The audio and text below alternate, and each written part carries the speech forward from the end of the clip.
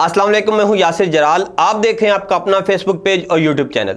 Sweden में कुरान पाक की बेहुरमती का इंतहाई अफसोसनाक काबिल मजम्मत वाक़या पेश आया है और इस वाक़या के पेश आने के बाद तमाम इस्लामी ममालिक ने, ना सिर्फ इस्लामी ममालिक ने बल्कि दुनिया के दीगर ममालिक ने भी इसकी मजम्मत की है और शदीद अल्फाज में मजम्मत की है। लेकिन तुर्की सब पर बाजी ले गया है और तुर्की ने स्वीडन को वहाँ से पकड़ा है कि अब स्वीडन की चीखें सातवें आसमान पर जा रही हैं। तुर्की ने ऐसा कौन सा इकदाम किया है कि स्वीडन जो है अब माफिया मांग रहा है। वो स्वीडन जिसने खुद इजाज़तनामा दिया, जिसकी पुलिस ने अपनी निगरानी में ये नाजेबा और घिनौना काम करवाया, उस स्वीडन को अब माफ़ियाँ मांगनी पड़ रही हैं। उसकी वजारत खारजा, उसकी वजारत दफ़ा, उसकी वज़ीर आज़म तक माफ़ी मांगने को बेताब हैं, माफ़ियाँ मांग रहे हैं कि हमें माफ़ी दे दें। ये स्वीडन की गवर्नमेंट का फेल नहीं था, ये एक शहरी का फेल था। लेकिन अगर ये एक शहरी का फेल था तो उसको पुलिस प्रोटेक्शन क्यों दी गई, उसको अदालती इजाज़तनामा क्यों दिया गया? और ऐसा पहली बार तो नहीं हुआ स्वीडन में। 2023 में जनवरी में कुरान पाक की बेहुरमती का वाक़या पेश आया, फिर अप्रैल 2022 में पेश आया और उससे पीछे चले जाएं तो पिछले 5-6 साल से तवातर के साथ ये सिलसिला शुरू है और इस तरह के वाक़यात पेश आ रहे हैं स्वीडन के अंदर। और स्वीडन के अंदर एक तंजीम है जो मुस्लिम मुखालिफ जज्बात भड़काती है लोगों में और इस तरह के इक़दाम करती है जिससे मुसलमानों के मजहबी जज्बात को ठेस पहुँचती है। लेकिन आज तक स्वीडन ने इस तंजीम के कारिंदों के ख़िलाफ़ कोई कार्रवाई नहीं की। अब 37 साला सलवान मोमिका नामी एक मिलओन है जो इराकी शहरी हैं, उन्होंने ये अफसोसनाक काम किया और कुरान पाक की बेहुरमती की, जिसको स्वीडन की गवर्नमेंट ने तहफ़्फ़ुज़ फराहम किया। लेकिन जब रद्द अमल आया दुनिया की जानिब से तो तब भी स्वीडन की हुकूमत खामोश रही। लेकिन फिर जब तुर्की ने अपना रद्द अमल दिया, तैयब उर्दगान ने अपना बयान जारी किया, तो स्वीडन की चीखें सब ने सुनी और वही स्वीडन जिसने इजाज़तनामा दिया था उसने तहकीकात का आगाज़ कर दिया और कहा कि अब नहीं छोड़ेंगे।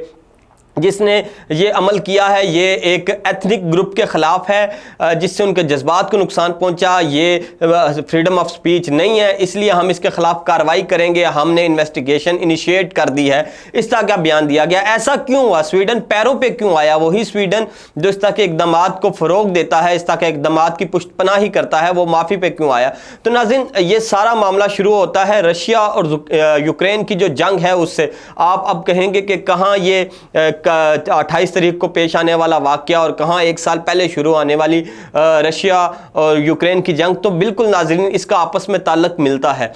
जो स्वीडन है और रशिया है, इनका समंदर के दरमियान एक छोटा सा जजीरा है जिसके ऊपर तनाज़ा चलता है। रूस ये कहता है कि ये जजीरा हमारा है, स्वीडन ये कहता है कि ये जजीरा हमारा है। अब उस जजीरे को लेके इन दोनों ममालिक के दरमियान तनाव है जो किसी भी वक्त जंग का बाइस बन सकता है। यही वजह है कि जब रशिया ने यूक्रेन पर हमला किया तो स्वीडन और फिनलैंड दोनों भागम भाग नेटो के पास गए और कहा कि हमें नेटो का हिस्सा बना लें, क्योंकि अगर रशिया से बचना है तो नेटो का हिस्सा बनना ज़रूरी है, क्योंकि नेटो के पास फोर्स है जो रशिया से लड़ सकती है।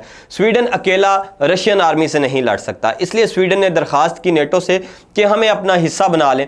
नेटो ममालिक का रुकन बनने का तरीकाकार यह है कि नेटो ममालिक में शामिल 30 के 30 ममालिक जब ये हामी भर लेते हैं कि हम किसी नए मुल्क को अपना हिस्सा बनाएंगे तो उसके बाद ही ये मुमकिन हो पाता है। जब स्वीडन ने यह दरख्वास्त की तो तुर्की ने इसकी मुखालफत की और स्वीडन को नेटो का हिस्सा बनने से रोकने के खिलाफ वीटो किया।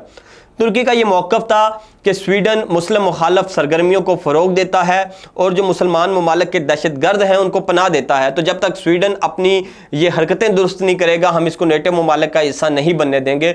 सो फिनलैंड और स्वीडन जब दोनों नेटो के पास गए तो तुर्की ने उसको वीटो कर दिया।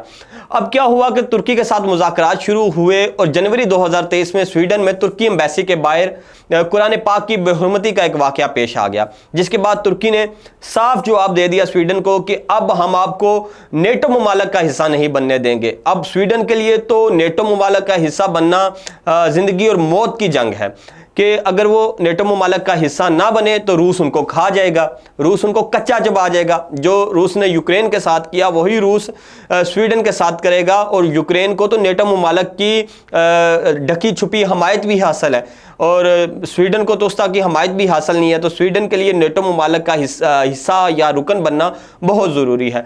अब जब तुर्की ने इनकार किया तो स्वीडन ने यह कहा कि देखें जी, हम नेटो ममालिक का हिस्सा बन रहे थे, ये जो बेहुरमती का वाक़या हुआ इसके पीछे रशिया है, रशिया में काम करने वाला एक जर्नलिस्ट है, چینگ فرنک نامی ایک جرنلسٹ ہے جس نے اس اجازت نامے کے لیے پیسے بھرے، جس نے اس احتجاج کو سپانسر کیا اور یہ واقعہ پیش آیا تو رشیا نے اس کو سبوتاژ کرنے کے لیے ہماری کوششوں کو نیٹو ممالک میں شامل ہونے کی یہ واقعہ کروایا۔ ترکی کے ساتھ مذاکرات شروع ہو گئے، وزارت دفاع جو ترکی کی ہے اور جو سویڈن کی ہے ان کے درمیان ملاقاتیں شروع ہوئی اور نیٹو ممالک میں شامل کرنے کے لیے سویڈن کو مذاکرات کا آغاز ہوا۔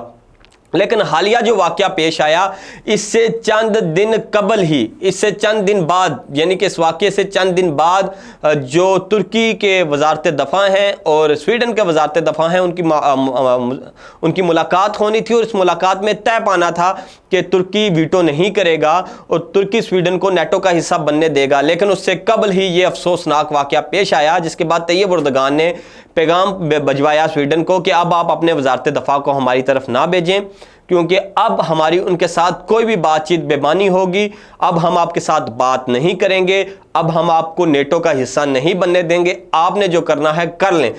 ترکی نے ایسا جواب دیا، ترکی نے صاف کہہ دیا کہ ہم آپ کو نیٹو کا حصہ نہیں بننے دیں گے، جس کے بعد سویڈن کی چیخیں جو ہیں 7ویں آسمان پر جا رہی ہیں۔